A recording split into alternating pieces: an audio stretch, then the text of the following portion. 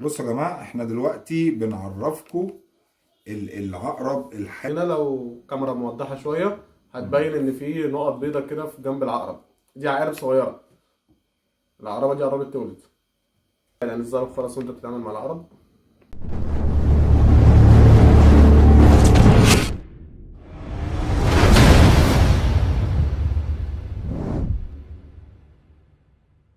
هنتكلموا على مفصليات. المفصليات والعقارب والعناكب، وطبعا طريقة شعرات. غذائهم، وهنتكلموا عن الموضوع دوت بشكل عام لحد طبعا يعني نقوله بقى في الاخر كل تفاصيله خالص. كل تفاصيله. ان احنا هنتكلم عن حاجات مهمة جدا النهاردة، وهنوريكم كل حاجة عملي ونظري قدامكم.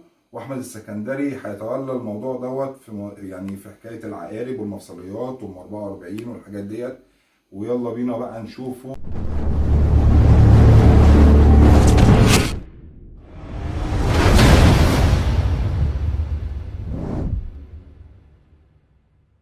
السلام عليكم ورحمة الله وبركاته. طبعا يا جماعة، اللي يعرفني يعرفني واللي ما يعرفنيش، أنا اسمي أحمد شويبس. بنعمل فيديوهات على اليوتيوب عملي ونظري قدام الكاميرا، وده بيتضمن إن هو يكون مشروع ناجح أو نوع تجارة مربح. معانا النهاردة أحمد شويبس وأحمد السكندري. هنتكلموا على مفصليات. المفصليات والعقارب والعناكب، وطبعا شعرات. طريقة غذائهم. وهنتكلموا عن الموضوع دوت بشكل عام لحد طبعا يعني نقوله بقى في الاخر كل تفاصيله خالص. كل تفاصيله. ان احنا هنتكلم عن حاجات مهمة جدا النهاردة، وهنوريكم كل حاجة عملي ونظري قدامكم. واحمد السكندري هيتولى الموضوع دوت في يعني في حكاية العقارب والمفصليات وام 44 والحاجات ديت.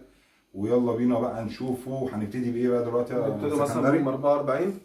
أم 44 في مصر في منها نوعين. هو مش نوعين، هو بيبقى لونين. في دي اللي بيقولوا عليها بتاعت القاهرة أو القهروية، بتبقى ام ناعمة. 44. أهي. الكاميرا تقرب شوية. أهي. دي أم 44 بتاعت القاهرة. ام 44 بتاعت القاهرة. أهي. ديت بقى بتعمل كام يا ابو حميد؟ دي الواحدة بتبقى عاملة في حدود 50 جنيه. بتعمل في حدود 50 50 جنيه. جنيه. نشوف بتاعت اسكندرية برضو. أهي. برضه دي بتعيش في البيتموس بتاعها يعني. بتمس وكده لأنها بتحتاج رطوبة، بس طبعا أم 44 سمة. سمة. معلومة برضو بس يسمها يعني ما يموتش، بس يسمها يوجع. يوجع.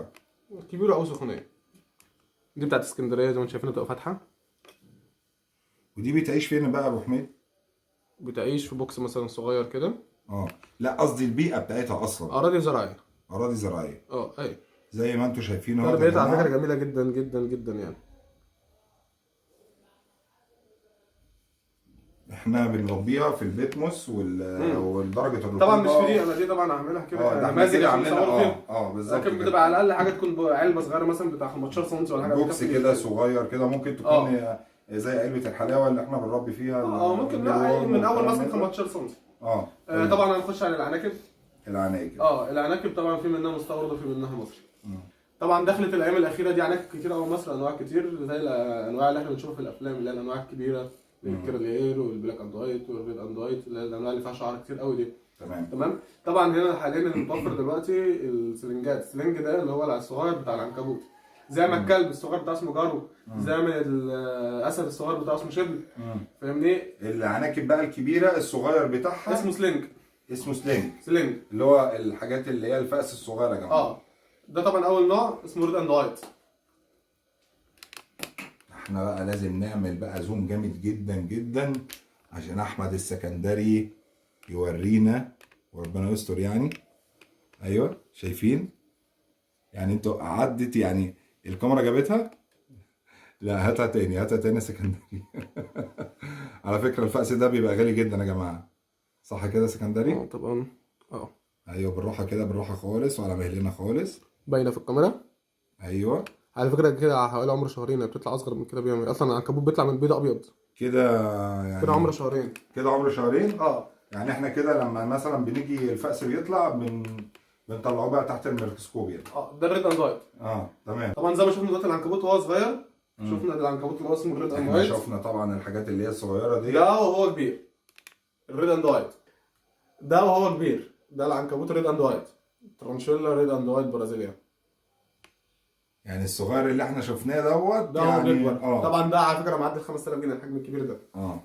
نشوف نوع طب تاني. والحاجات الصغيره ده سكندري عامله كام؟ بتبقى متراوح السعر من 100 150 200 حسب النوع وحسب الطفل. على حسب النوع وعلى حسب الطفل. هنشوف نوع تاني اسمه كيرلي هير. لازم بقى نقرب بقى جامد. دي كيرلي هير، دي بتبقى اعلى شعرايه فيهم. يعني لا طلعها من البيتموس، عايزينها تبقى لوحدها كده يعني. ايوه ممكن تحطها هنا كده عشان ايه تبقى ايه. ايوه اهيت يا جماعه زي ما انتم شايفين. بس هي خايفه عشان كده لما نفسها. ايوه كده احنا طلعناها من البيتموس خالص اهوت. وري شكلها برضه هي كبير. طبعا دي بتبقى غاليه، بتبقى غاليه سكندري صح؟ كيرلي غير اي شكلها هي كبير. دي الكيرلي هير واضحه كده. شوف تالت نوع. تالت نوع بلاك اند وايت. البلاك اند وايت. احنا الحلقه دي معلش يعني ايه. ايوه اهي البلاك اند وايت. شايفين كده يا جماعه. دي اللي عايز يشوفها وهي كبير يخش يعمل عليها سيرش على جوجل، اكتب عنكبوت ترانشيلا بلاك اند وايت، بلاك اند وايت، او ريتيلا بلاك اند وايت، او سبايدر بلاك اند وايت. ايوه. طب دول كانوا يا جماعه الثلاث انواع بالنسبه للعناكب. وطبعا العناكب ديت سمى ابو حميد صح؟ الكبير بتاع سمك مش الصغير ده. تمام. نخش بقى دلوقتي على العقارب. العقارب احنا دلوقتي معانا كام نوع؟ معانا دلوقتي 4 انواع. تمام. نبدا مثلا باول نوع من بعضينا. نتعرف على الانواع الاول. ده العقرب. ده العقرب المورس، عقرب ضعيف السميه قوي، وانصح بيه كل المبتدئين. انصح بيه كل المبتدئين حتى لو قرص ما بيعملش اي حاجه. طبعا العقرب كل ما كلبته تبقى تخينه يبقى نسبه السم فيه قليله. معلومه يعني. بص شايفين بيقرص قدام البتاع ما بيعملش اي حاجه. ما بيعملش اي حاجه. شفتوا كده؟ لا بس هو شكله كده يعني جميل قوي وشيك جدا. يعني لانه حتى يعني حتى بيلمع. بيلمع كده. نشوف برضو حته تانية من نفس النوع.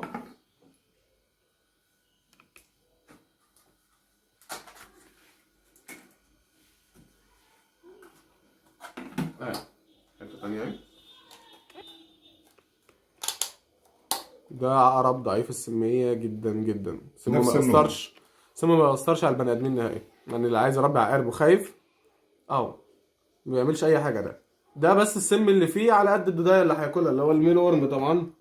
على قد دي عارفين طبعا نسبه صغيره جدا اللي هي لو جت في الانسان عمر ما يحصل له اي حاجه، وما تسببتش منه ولا حاله وفاه ولا مرض. نخش على تاني نوع. يلا بينا تاني نوع.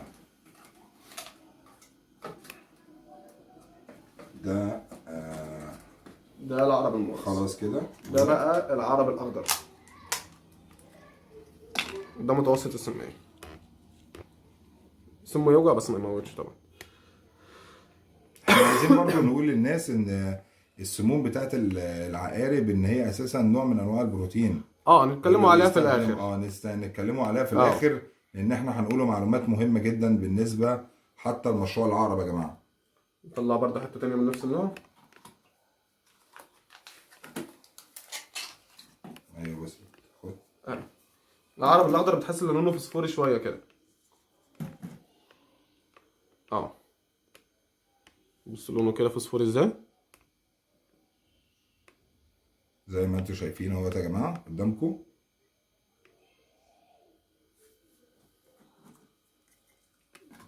النوع الثالث هو ابو جنزير.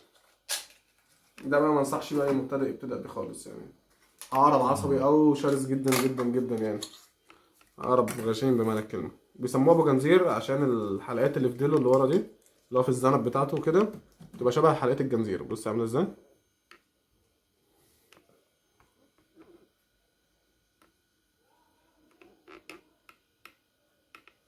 ده ابو جنزير. طبعا ده يا جماعه شديد السميه برضه. شديد السميه بس مش زي الاسواني. ما يموتش برضه يعني غير في ايه؟ في حالات بسيطه قوي، يعني مثلا ايه لو حد مثلا مناعته ضعيفه او طفل صغير او راجل كبير او راجل مسن، اي حد ايه بالظبط كده مناعته قليله. طلع حاجه ثانيه برضه من البوجنزير.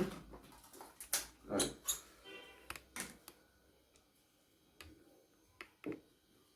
والحته دي يا جماعه حامل، الحته دي حامل. وريها لهم برضه يا اسكندري. ايوه بص كده هنلاحظ ان الحامل، هشرح لك دلوقتي على الاسواني. الاسواني في حتت حامل كبير واضحه. طبعا البطن باين قدام الكاميرا اهي في الجنب اهي. هنشوفه برضو حاجه تانية كده يكون واضحه شويه في موضوع الحمل. نخش طبعا على رابع عقرب او اشهر عقرب يعني عامه، العقرب الاسواني اللي هو اللوريتس. اللوريتس او الاسواني او الفلسطيني او العقرب الاصفر. استنى نطلع حاجه برضو واضحه عنه شويه. وريني كده بدايته من تحت اهو. هي دي بقى حامل دي حامل. بصوا يا جماعه، احنا دلوقتي بنعرفكم العقرب الحامل بيبقى عامل ازاي، او العقربه يعني الحامل بتبقى شايله اطفال طبعا السم كله في الذنب هنا. ابعد عن الذنب خالص وانت بتتعامل مع العقرب. وبص بطنه كده، وتمسكه من اخر عقله من هنا يا جماعه. من الكوره. وبص البطن من هنا، لو كاميرا موضحه شويه هتبين ان في نقط بيضه كده في جنب العقرب. دي عقارب صغيره، العقربه دي قربت تولد. تبريره سهل جدا يعني. وطبعا ده العقرب ده اللي بيستخدم في مشروع السموم. مشروع سم العقرب. مشروع سم العقرب دوت يا جماعه ان شاء الله انا واحمد السكندري هيكون ان شاء الله يعني نقدر يعني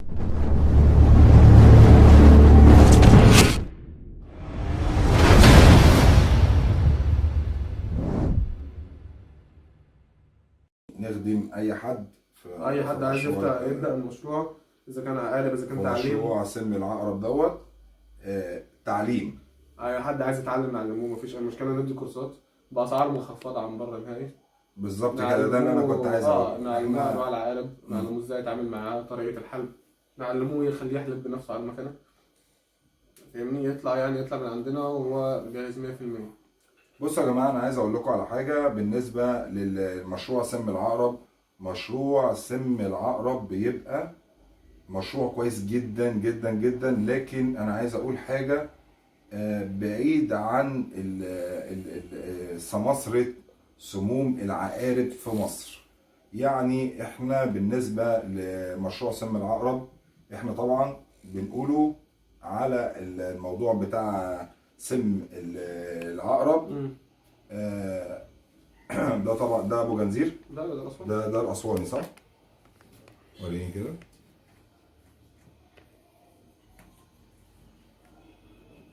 بصوا الماسكه يا جماعه بتبقى عامله ازاي. يعني هنا اهي شايفينها. لف الذنب بقى، ما تلفش انت ايدك بس. ايوه. العقرب الاسواني يا جماعه او اي عقرب عامه لازم يتمسك كده، تبقى مثبت السن، بحيث ان هو السن ما يعرفش يجيبك. ايوه بالظبط عليه طبعا، لان ديت بتبقى سن يعني زي سن الابره بالظبط، وهو اللي بيحقنك السم بتاعه. انا بقى عايز اقول بالنسبه للعقارب، او طبعا دي نتايه. دي نتايه دي نتايه. انا او احمد السكندري ان شاء الله احنا طبعا عاملين طبعا القناه بتاعت قناه نجاح بلا حدود دي اصلا علشان تفيد الناس، وطبعا القناه مبنيه على الصراحه المطلقه. واي حد سواء انا او احمد السكندري او اي حد بيخش قناه نجاح بلا حدود بيتكلم بكل صراحه وبكل وضوح بالنسبه لاي حاجه. يعني الحاجه اللي احنا نقدر نعملها ده اللي انا عايز نعرف الناس عليها. يعني عايز تتعلم يعني نعلموه بالظبط كده. عايز عقارب معاه من عقربه ل 100,000 200,000 زي ما هو عايز، طبعا العدد اللي هو عايزه. طبعا عقاربنا افضل عقارب من بره، عقاربنا طبعا غير بره خالص، اللي هي من ايد الصياد على المزرعه بتاعتك على طول. بالظبط، دي اول حاجه. العقارب بتيجي طبعا سامه، السم بتاعها كامل مش محلوبه قبل كده، تبقى الاحجام. طبعا العقارب اللي احنا بنوردها طبعا للمزارع، وبالنسبه لاي حد مبتدئ طبعا العقارب بتاعتنا افضل عقارب تيجي من بره. العقارب بتاعتنا طبعا بتبقى كلها احجام كبيره، اصغر حجم بيبقى من اول 3 عقل وانت طالع. اصغر من 3 عقل ما تستلمش، لان ده مش هينفع في الحال. لو اصغر سنه بسيطه عادي، احمد السكندري بيكلمكم على ان حد لو مثلا عايز برضو بيجيب من بره، او مثلا بيتعامل مع اي حد من الصيادين اللي بره، او جاله مثلا اشترى عقارب، والعقارب ديت مثلا ما كانتش بنفس المواصفات اللي احمد السكندري بيقولها، فما ما تنفعش تنفعش للحل. هتموت. دي اول حاجه. هتاخد نسبه كهرباء وتموت في ساعتها. بالظبط كده. طبعا اسعارنا مميزه جدا عن بره. العقارب كلها بتجيلك زي ما قلنا وسط في كبير، بس صغير ما بتسلموش. العقارب بتيجي زي ما قلنا برضو كامله السم بتاعتها، تمام. الكميه كلها متوفره اذا كانت كبيره او صغيره. كامله للسم بتاعتها يا جماعه، يعني ما اتحلبتش قبل كده. بالظبط. يعني في ناس بتيجي من بعد مثلا ما تحلب العقارب وبتقعد مثلا 5-6 بتطلع شهور. اسمها سرده. بالظبط كده، في قلب المزرعه عنده بيبيعها لك على انها عقارب سليمه. عقارب سليمه. بالظبط. زي ما قلت لك برضو الكميه كلها متوفره، اذا كان حد عايز مثلا ان شاء الله حتى لو لاي عدد يعني لاي عقربه عدد. او حتى 100,000 عقربه موجود كله الكميه طبعا. تمام. بس كده. وزي ما قلنا برضه في برضه حد تتعلم برضه بندي كورسات باسعار رمزيه قوي. بصوا بقى يا جماعه، بالنسبه لقناه نجاح بلا حدود، ان شاء الله توفر ليكم المتاح اللي احنا هنقولوه. يعني انا واحمد السكندري، ولا احنا قلناه انا واحمد السكندري، عقارب من طبعا اجود انواع العقارب. بالنسبه لطريقه الحلب والكورسات بتاعه الحلب ان شاء الله نقدر نعلمكم.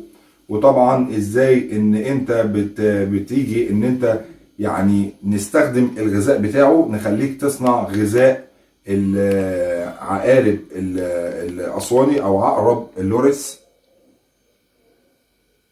زي ما انتم شايفين كده يا جماعه. وعلى فكره بيجي طبعا مع العقارب اكيد عقارب كتير حوامل، ودي برضو اشاره بتبقى للناس اللي بتستلم العقارب من الصيادين. يعني هي اساسا لو ما فيهاش حوامل خالص العقارب دي منقوله. بالظبط كده. يعني هو اساسا لو انت ما لقيتش زي ما احنا ورينا لك دلوقتي ان في عقارب حوامل، تعرف ان العقارب ديت منقوضه او كانت في مزرعه بنسموها السردة العقارب، صح كده. فان شاء الله الحلقه اللي جايه، او ان شاء الله يعني هنعمل لكم حلقه عن الحلب، وهنوريكم الحلب ازاي، وان شاء الله نقدر نمرن اي حد عايز يتمرن على حلب العقرب الاسواني او عقرب اللورس، لان هو دوت العقرب اللي بيستخدموه للحلب. افضل نوع بيستخرج منه سموم طبعا. والغذاء بتاعه الميل وورم زي ما احنا شايفينه كده. الكاميرا تقرب. طبعا احنا عارفينه طبعا على قناه نجاح بلا حدود سلسله كامله لطريقه تربيه الميل وورم، ازاي نربيه وازاي نطلع افضل ميل وورم ممكن يكون غذاء للعقارب بتاعه اللورتس، لان هو اللي بيعوضه السم اللي هو بيفقده، وبيديله بروتين عالي جدا، فبيعوض السم العقرب اللي طبعا بياخده.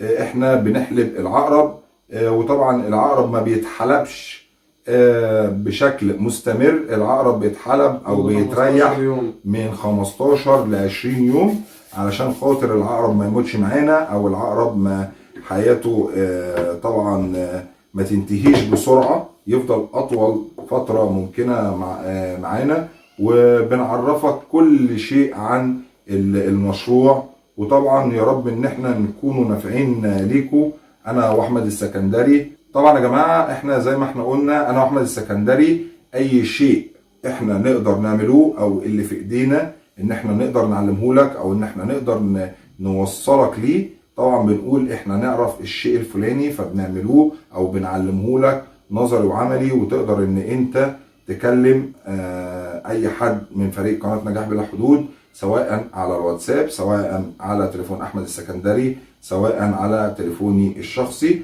وطبعا كل الارقام ديت هتلاقيها في الديسكريبشن تحت. اي حد عايز اي حاجه طبعا يعني ما يترددش لحظه، حتى لو الموضوع ما فيهوش بيزنس. يعني لو في استفسار صغير ما فيهوش بيزنس، الموضوع مش هتبيع ولا تشتري، عادي خالص. احنا بنفيد اي حد يقصد قناه نجاح بلا حدود. طبعا كان معكم احمد شويبس واحمد السكندري من قناه نجاح بلا حدود. ما تنسوش لايك سبسكرايب لو الفيديو عجبك، والسلام عليكم ورحمه الله وبركاته.